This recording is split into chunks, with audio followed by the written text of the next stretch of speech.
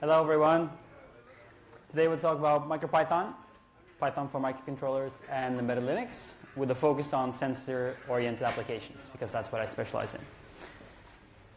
So I'm from a company called Sound Sensing. We monitor machinery such as ventilation systems, etc., for a building like this, for example, and we do then automatic detection of problems and notify the maintenance team. And we use MicroPython to prototype devices, and then they usually go into a very dedicated device using Bluetooth Low Energy. So the goal of this presentation is that you as an embedded or software developer, either you're a professional or hobbyist, learn enough about MicroPython to consider it, at least, for a future project. Or maybe you will rule it out based on some information that you get. So who here has played with MicroPython before? Yeah, that's quite a lot. Okay. Hopefully you'll learn something. And note that there's a MicroPython stand as well in the AW building. So afterwards I will go there and I'm happy to chat with others about MicroPython, whether you've used it before or not. Who here has used Python? So just plain Python on the things. That's basically everyone. That's great. So you will especially learn something. You'll be able to use your skills in a new domain. So I focus on sensor node systems. Just very broadly, you can consider this as some sort of device that will need to read sensor data, process that sensor data, and transmit or act on it. So this could be an Internet of Things type device, some kind of logging device. It could be a very wearable device on your phone or on a smartwatch or something like this. Or it could be used in embedded and specialized, like we monitor machinery. It could be used in robotics, industrial automation, etc. So there's a large amount of different things, but they have similar characteristics. You need to read, process, and transmit or act.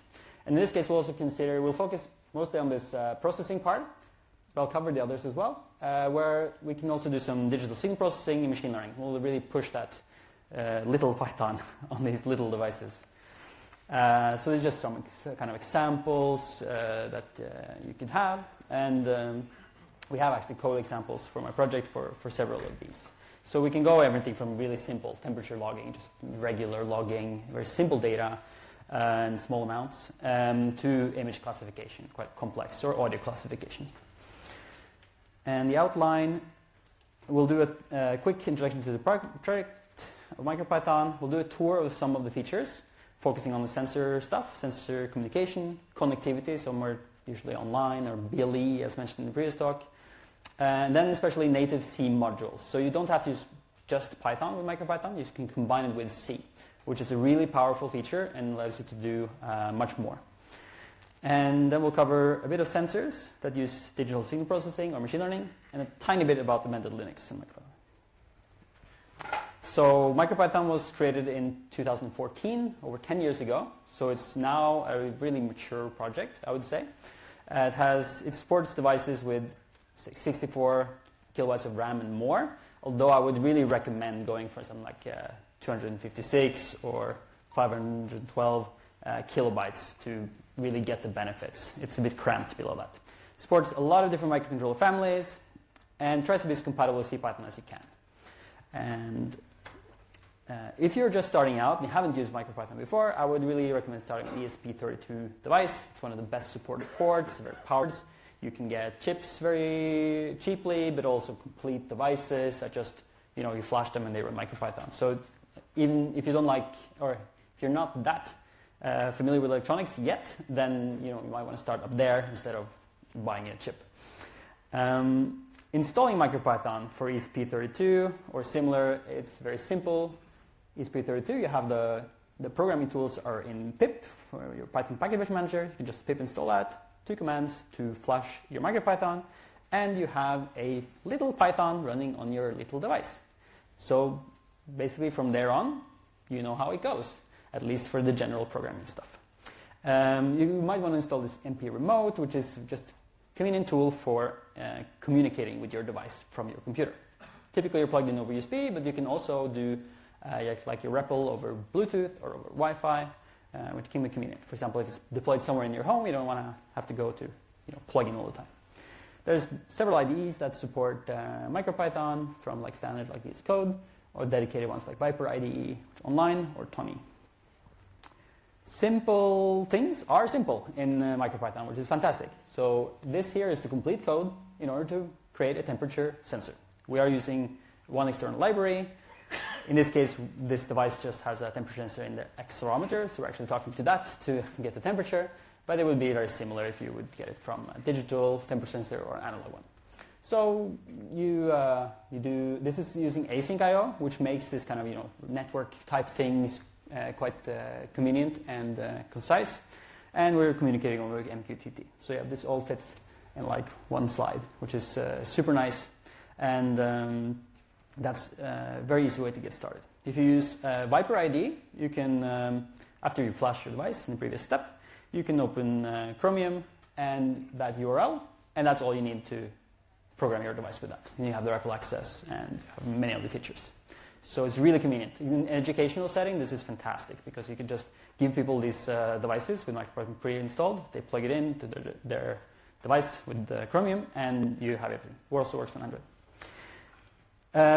If that's too much, I mean, if you don't have the hardware, which you might not, you are waiting for getting it from AliExpress or DigiKey or something, then you can, for example, go to this Wokwi.com. They have a browser-based simulator, which looks something like this, where you can start programming it right away.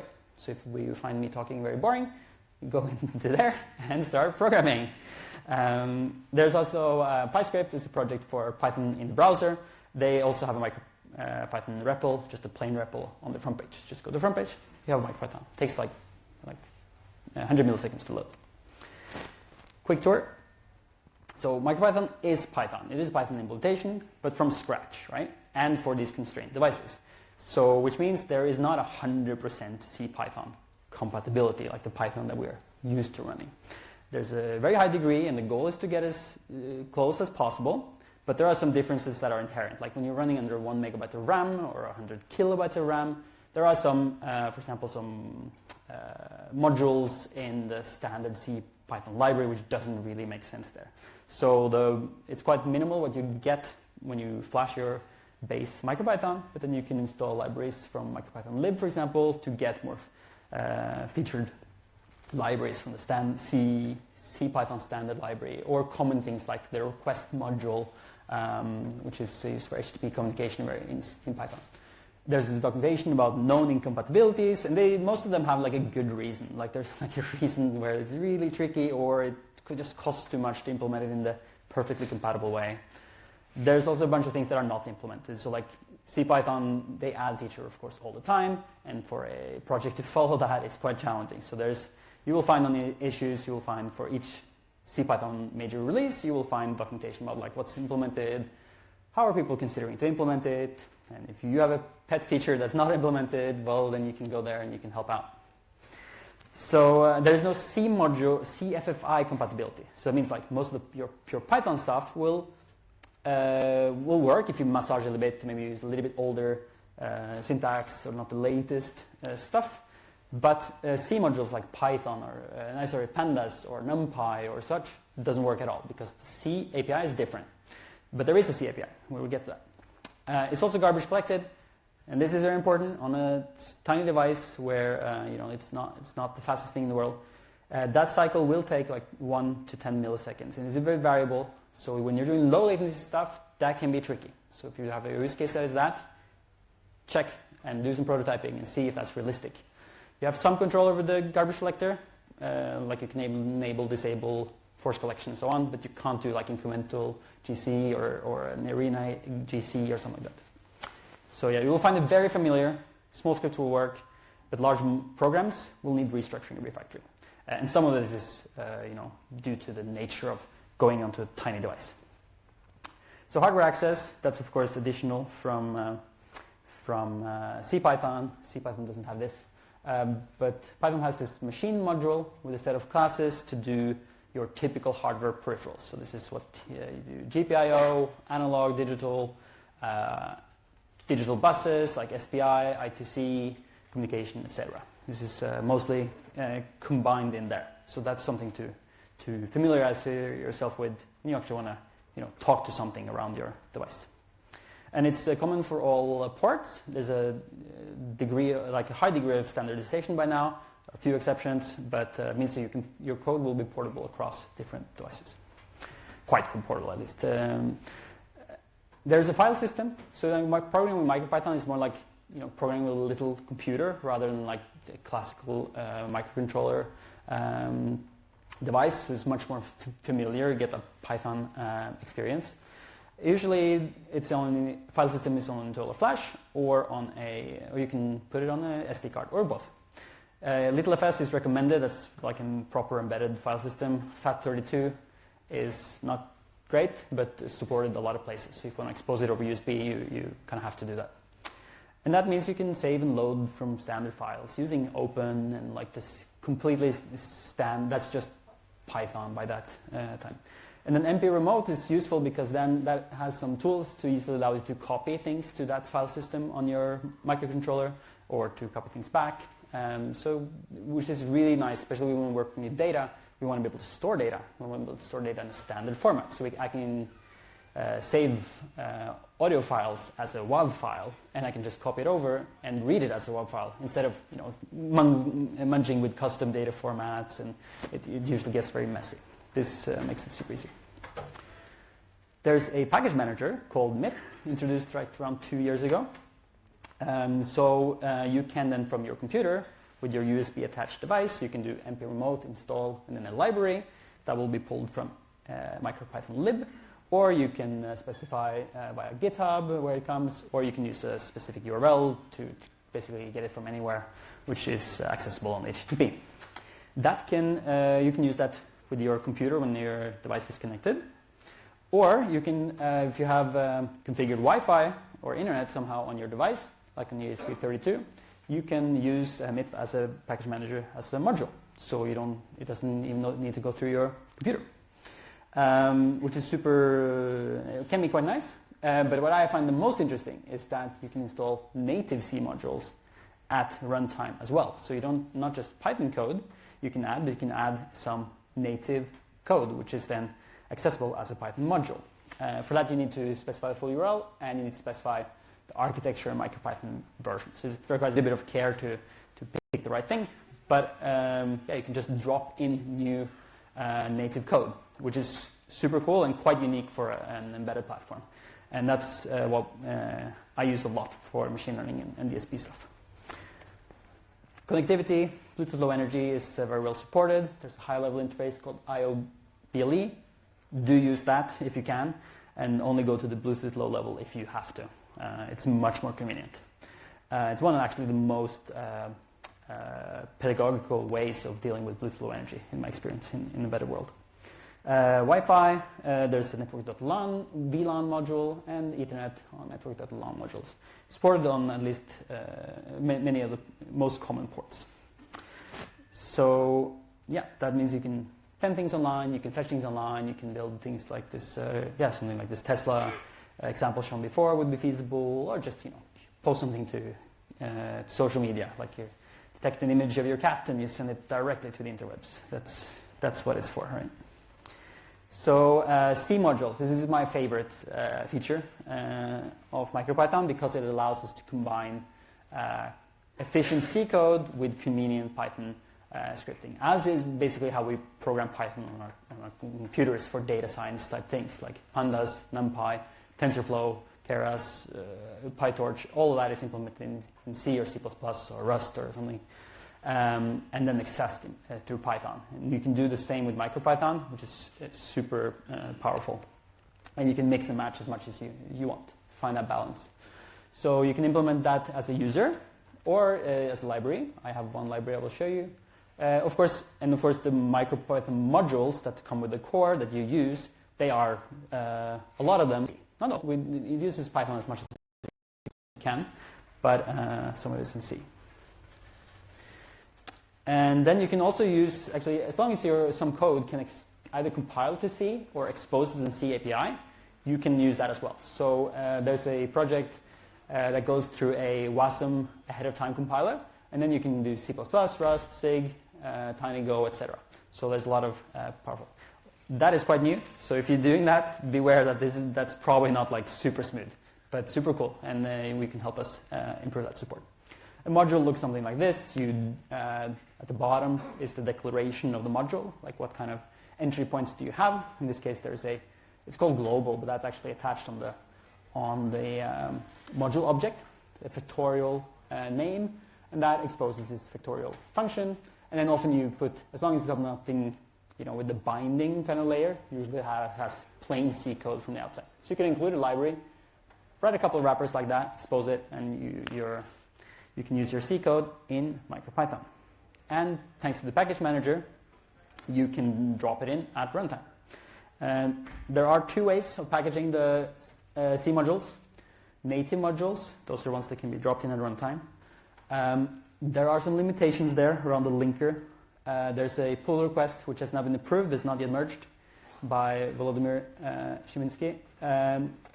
That improves that a lot. So this is coming in the next release. And the maturity is a little bit low. And then the external C modules, that's the modules that are built into a firmware, like a firmware build. That's kind of traditional build process. And that's really excellent. That's like how it's been doing in the last 10 years. So yeah, you a little bit pick and choose, but we're really improving this native modules goings. So audio input you can as well do with the machine I2S. It supports digital microphones, external ADCs, etc. Unfortunately, right now, PDM microphones or the protocol is not supported. So that's something where it's ongoing. We would love help if someone is working in that area. There's a lot of good examples for dealing with I2C and audio by Mike Teachman. And it can look something like this. Camera input. There's no standard API for this, like a generic port that's available on all ports. But there's a good project for ESP32 called MicroPython Camera API, which is really good. They provide pre-built binaries that you can put on your ESP32, which has a camera on it, and it really works. There's also OpenMV, which is a complete MicroPython distribution with a lot of computer vision and machine vision modules already built in. So that's really powerful for that specific niche, if that's what you're interested in. So a couple of examples, sensor nodes with MicroPython and emlearn. Emlearn is a library that I maintain and has MicroPython bindings for digital scene processing and machine learning. And here's an example of a noise sensor measuring the sound level. For that, you need to do this A-weighting curve, and you need to do infinite impulse response filter in order to do that. There's a standard way. If you try to do that in MicroPython, like even with a few performance tricks that is available in MicroPython, it still takes like almost 10 times as much time as you have per instance of time. So it doesn't work. But if you do this, you add the C module in, and it runs in a fourth of the CPU they have. So then it works really well. There's example. These are all available as examples online. And you can do human activity detection. This is like what tracks what you're doing. And that's using a random forest, trained with scikit-learn. And that runs 10x faster. This you can do with Python, but it's much faster with C. Image classification with convolutional neural network. You can do like 1 to 10 FPS of small images with a few layers CNN. So you can do quite a lot of simple tasks with this. That's also available as a C module that you can just drop in.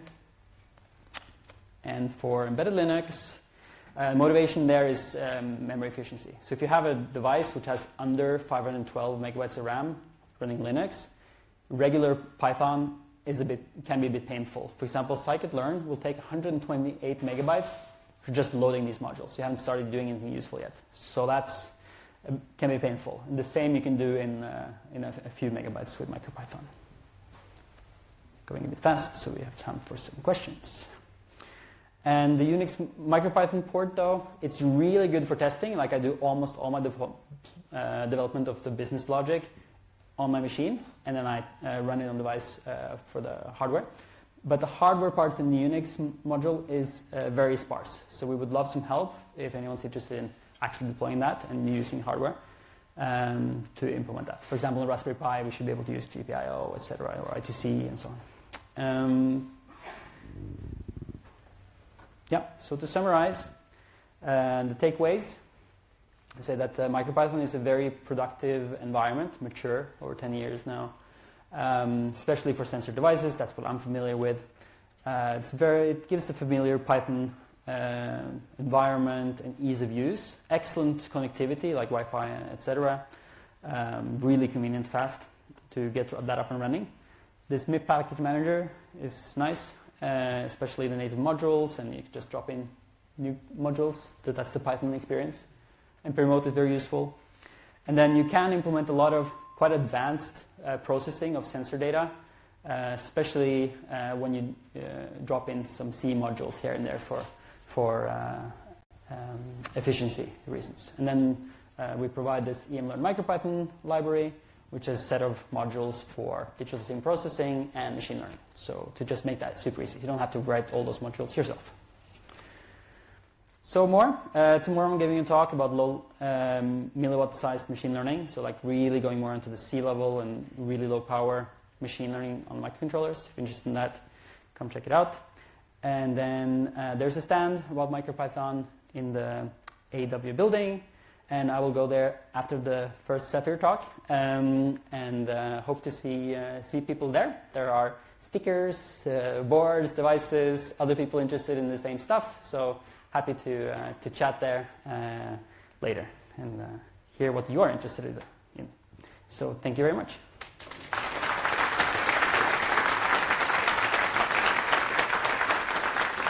So we have a time for like one question.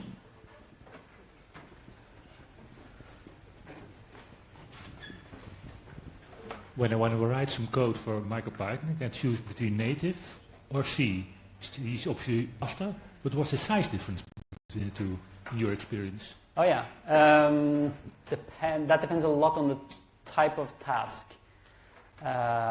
It can be quite small actually, but you mean C quite smaller than Python, or all the way around? No, so your Python, the MicroPython has a lot of tools to make it the bytecode quite efficient. And there are actually some, I didn't show it, but there are some, there's like an ahead of time compiler that you can add as a decorator to your function. And they will actually, there's a compiler that will compile that into native code on your device. And that will basically bring you to C level size. Yeah. So it can be really close. But then there are some specific cases where it can be quite different. But runtime, like the execution speed, that's like 10x. Can be 100x because MicroPython is quite bad with floats because they're all proper Python objects. So each number is at least one allocation. So if you're adding two numbers, that's like 4 allocations. Painful. So yeah. But I always start with Python, add these magical decorators, see if it's fast enough, and only if it's not fast enough or small enough, then I use a C module. So and that works like 90% of the time. You just stay in Python land. Cool. Thank you. Thank you.